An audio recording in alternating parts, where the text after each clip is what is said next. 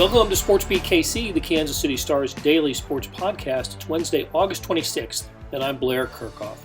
On Tuesday, fans were allowed into a professional sports event in Kansas City for the first time since the COVID-19 pandemic shut things down in March.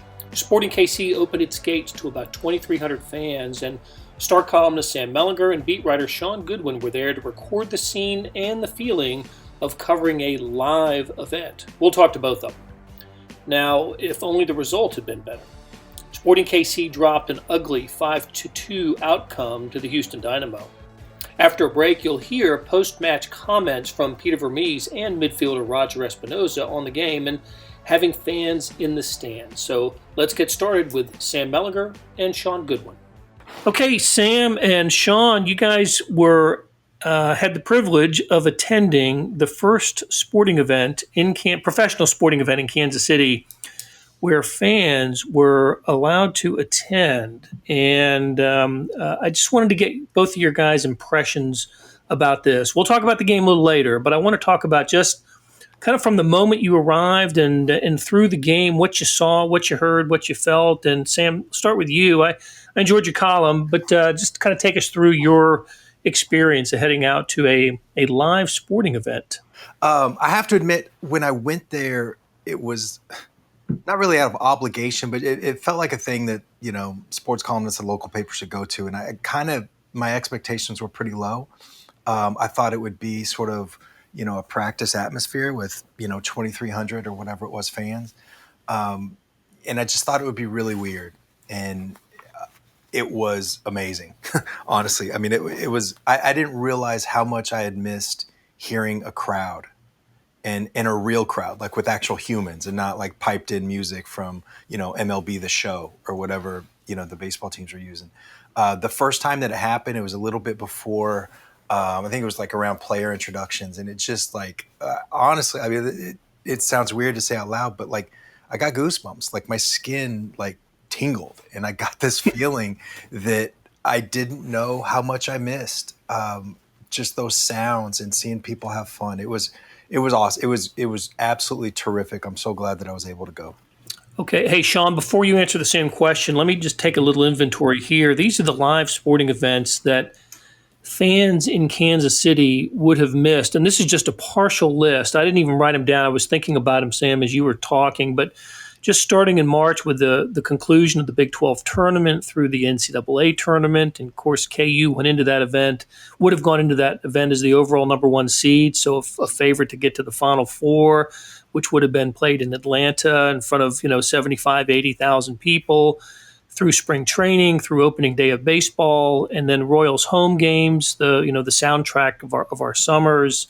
Spring football at Mizzou, K-State, KU, sporting Kansas City games after March 7th when they played their last home game. So in front of a full house at Children's Mercy Park, through training camp of the Chiefs, they would have had record attendance at St. Joe and Missouri Western this year. Probably 4,000 to 5,000 people a day coming up to see the Super Bowl champion. So people ask me all the time, what are you doing now that there weren't any live sports for that stretch? And I said, look, there was always plenty to write about and talk about, but what I missed most was just being with other people at games and hearing them and feeling the energy. And you guys got to experience some of that in a small way on Tuesday night. So, Shaun, take us through your experience going through the game at Children's Mercy. Yeah, I mean, there's not much I can disagree with Sam about. I mean, I was there pretty early to talk to fans anyway, and I saw Tim Melia was the first starter out on the field, and just the applause he got, as Sam says, it just, gave me goosebumps and some butterflies in my stomach. It's been a while since I got those, but, even once the stadium was quote-unquote full with all 2,300 fans, and national anthem was happening and all the pre-game ceremonies, I teared up a little bit. I hope Sam didn't see that while I was sitting next to him. But now, I was talking to fans outside the stadium and they were stoked. I think the most interesting thing I heard from, it was a husband and wife actually, was They said they were going to show up to the game. If they felt safe, they would stay. And if they felt it was unsafe, they would just up and leave. Which, interesting tactic. But, I imagine a lot of people were the same way. But once they got there, they said they felt safe with all the precautions that SKC had in place. And it was an overall enjoyable experience for them and for us up in the press box as well. Well, I'd be remiss if I didn't mention NASCAR as well. We missed out on fans attending a NASCAR, even if it was postponed, and with the hopes of actually getting fans at Kansas Speedway. And of course, that didn't happen. But maybe the October 18th race that's returning to Kansas Speedway will have fans. Let me ask both of you. This was an issue, of course, with fans in the stands at a Chiefs practice last Saturday. Some were not wearing masks. I'm wondering if you guys observed any, what were your observations about people practicing, distancing and mask wearing, and what did you see there? I thought it was pretty good. Nothing's going to be 100%. You can't get any group of humans to do, something 100%. I know there were some people with masks, below the nose, and that can be a particular concern with people are yelling and screaming, especially at a soccer game, right? You got the songs all the way through and all that. But it looked to me that it was what you could have hoped for, at least realistically to me. The concourses looked, distance. I mean, there was a lot of sanitation. I mean, it was that part of it. Again, obviously, me and Shaun were not in the cauldron or any of the bleachers, but it seemed like they were doing a pretty good job, as well as could be expected. Is that what you saw, Shaun? Yeah, I mean, my eyesight isn't the best to see the bleachers from where we are, but just from walking about the concourse and before the game, I heard that in the parking lot, there was spacing, there was a space between every car, but I heard that some people weren't wearing the masks until they got a bit closer to the stadium. But, obviously it's outdoor and people are a bit more spread out. But when I was outside the stadium, by the time people were arriving at the gates, pretty much everyone had a mask on. If they didn't, they were turned around. And once they were in the stadium, I didn't really see too much of, people walking about with no protection on the face. So, yeah, I can't complain as a whole. Well, in a perfect world, Sporting Kansas City would have come out and in front of their home fans, a small group as it was, 2,300, and would have performed superbly. In fact, would have performed in the way they did the last time they played at home, which was also against the Houston Dynamo, and that was on March 7th. And Sporting Kansas City won that game 4-0. This game turned out, also a goal fest. It was 5-2. But the wrong side won this game. And, Shaun, we need to talk about that. What in the world happened? Obviously, Sporting Kansas City not terribly inspired by having fans through the turnstiles last night. This thing got away from them, it looked like, in the second half. But they were down. Sporting was down 2-1 at halftime. Yeah, down 2 at halftime. But they were still in the game. And offensively, they looked as good as they have done the last couple of weeks. I mean, they still scored 2 goals at the end of the day, but defensively was a big issue. Not only did they look sloppy and a little bit slow, especially in the second half. I think one of the big issues we've got right now is, apart from Zusi at right back, the defence is a revolving door of players. There's no centre-back consistency, whether it's Beasler, Rees, Punchek, Smith, because there's no real consistency there. At left back, you're now playing Jalen Lindsay, who's typically a right back. He got absolutely smoked all of last night. I mean, offensively they look fine, but just fangs or not, the defence just doesn't seem put together and coordinated, to be honest. And that was a big issue with last night's game. And I saw where Busia was made available to the media after the game. We won't hear from him. We'll hear from Roger Espinoza and Peter Vermes after a break. But what about Busia? Where is his game right now? He has pleasantly surprised playing in that 6 role. I mean, he's never played there for Sporting before this past week. Never really played there for SKC2 either. But right now, Ilya is out with family issues, and pieces obviously lands is on Buzio to play in that defensive midfield role. And, he's still got room to improve in his play, not losing the ball so much, but just his vision, his ability to find the pass. He's got the skill set to working that role, and game by game, we're seeing his physicality and aggression improve as well. So whether that's a long-term move or until Ilya gets back, I don't know. But these performances are certainly not going to dissuade any sort of interest he's got from Europe, I can tell you that. All right, look, Sam Mellinger, Shaun Goodwin, great to speak with you. Happy that you guys got to get out and see the game last night and to experience with the fans. And we're going to take a break. When we come back, Peter Vermes and Roger Espinoza from the post game of Sporting Kansas City's 5-2 loss to the Houston Dynamo. Thanks, guys. Thanks, Blair. Thank you. Hey, it's Blair. We have a special subscription offer for SportsBeat KC listeners. Unlimited digital access to the Kansas City Star's award-winning sports coverage. Sign up now for 1 year of Sports Pass for access to all the sports news, features, and columns presented on the kansascity.com site, and it's only $30. That's a 40% savings off our regular rate. Your subscription will automatically renew after the initial term at $50 unless you tell us to cancel. Your subscription helps support the sports coverage of kansascity.com and the Kansas City Star, and that support has never been more important. Please visit kansascity.com/SportsBeatKC offer to get this special offer. And as always, thanks for listening. Hello, Peter. A tough night, it seems. Gianluca Busio played in a deeper role, and I don't think there's any concerns about his passing, but defensively he still seems a bit raw. In terms of evolving that aspect of his game, is it something you'll look to do with individual training, or do you think that'll just come with experience? Yeah, look, I think it's very hard to critique one player in tonight's match. This is one of those times where you just say it's a bad day. Happens sometimes. For the first 30 minutes, I thought we were good, and we were in the game, and we were creating some great stuff, and we were on them. What I think transpired is that after 30 minutes, we started chasing shadows a little bit as a team. And so I think that was the big thing. In regards to Boos, I mean, look, he's growing every day. Every day he's getting better and better. It's not one thing you work on. It's, you're working on all aspects of the game, and defending is one of them. But, he's growing and he's always getting better. But I wouldn't use today's match to try to evaluate that aspect of his game. Next question, we'll go to Seren Petra with Sports Radio 810 WHB. Seren, your line is open.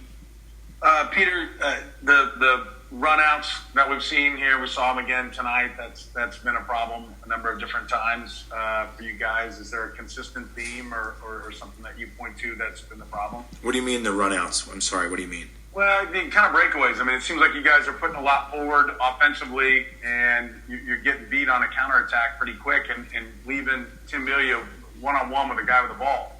I mean, that's happened a number of times here over the last few games. Tonight it happened. Tonight it for sure happened, but I wouldn't say that it's an ongoing issue by any means. Not at all. I wouldn't say that. I think that as a team, I think we've dealt with those situations pretty well. Is there sometimes, a team does well on a counter? Sure. But if you're talking about the Philly game, you're talking about those are set pieces. That was a totally different situation than what this run of play was tonight. Look, they were also good in those moments, and they stuck it home and they got out after the ball. So we didn't have a good day. They had a really good day, and it's one of those nights. And I don't mean to take anything away from Houston and say that they didn't come out and execute, right? And that there wasn't another team out there. I understand that there's always someone out there. Was there a problem marking guys? Did guys get lost? Is there something that Houston did specifically in this? No, we were just. I mean, I'm telling you, after the first 30 minutes, we were just late to everything, and we got stretched out.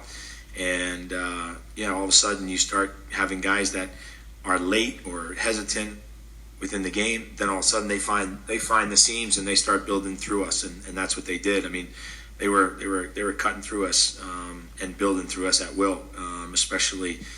Late in the game, second half, it just we were too man oriented at times. We were late at situations. It's what happens. Sometimes it happens. I've been in a few of those games myself, and it feels like, you go left, they go right. You go right, they go left. You go forward, they go backward. I mean, you're chasing shadows, and I think we were doing that for a good majority of the game after that 30 minutes. Next question will go to Sam Mellinger with the Kansas City Star. Sam, your line is open. Hey, Peter. I respect that your job is to worry about the results and the strategy and everything. But just curious your impressions of the first game having fans and what that felt like, what that sounded like to you down on the field, if you noticed it. Listen, having somebody in the stadium is definitely a help. It really is. It gives something of an ambiance in the stadium. I really do, and I appreciate the fact that those people came tonight. I apologize for the fact that we didn't get the result, but it wasn't. I don't think tonight was for a lack of effort. I just think that we fell short. We had a bad day, and we'll be back in situations like this. You got to respond, and I believe our guys will. But I think it was good to have people in the stadium. It was much appreciated. Next question will go to Shaun Goodwin with the Kansas City Star. Shaun, your line is open. Hey, Peter, I know you said, I understand you said this result isn't pinned on any single player, of course. Houston did seem to target Jalen's size a lot of that game. I mean, he has a pretty tough game out there, right? Look, I think that Elise is a tough mark for anybody in this league. He's an important player for them. I think that when you look at the third goal, he gets a little man-oriented in that situation and maybe overcommits a little bit. But look, there are some learning curves that go with opportunities, and that's the way it goes sometimes. I have a lot of faith in him. I think he has a lot of room to grow, and this is one of those experiences for him tonight. Final question will go to Greg Eklund with KCUR. Greg, your line is open. Hello, Peter. Sorry I have to ask this question to you under these post-game circumstances, but your players in warm-ups today were wearing the Black Lives Matter T-shirts, and then they were kneeling at the national anthem, and yet this week we learned the news of another shooting, another black man who was victimized by a police officer. Can you share your reaction on that?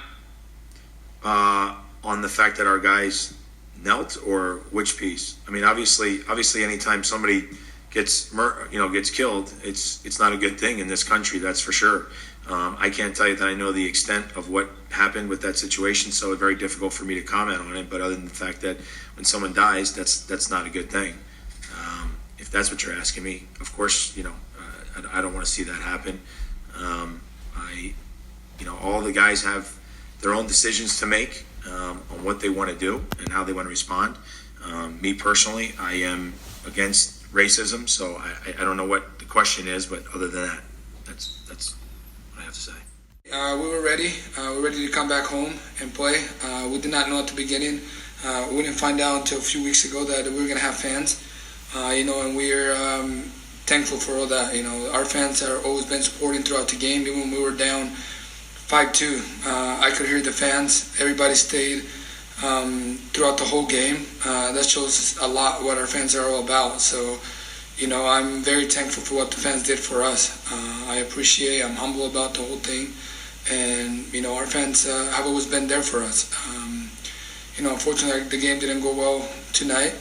But we're going to pay that back to them because they're always there supporting us, and I'm very happy that they were there for us, and we need to move forward and play for them next time.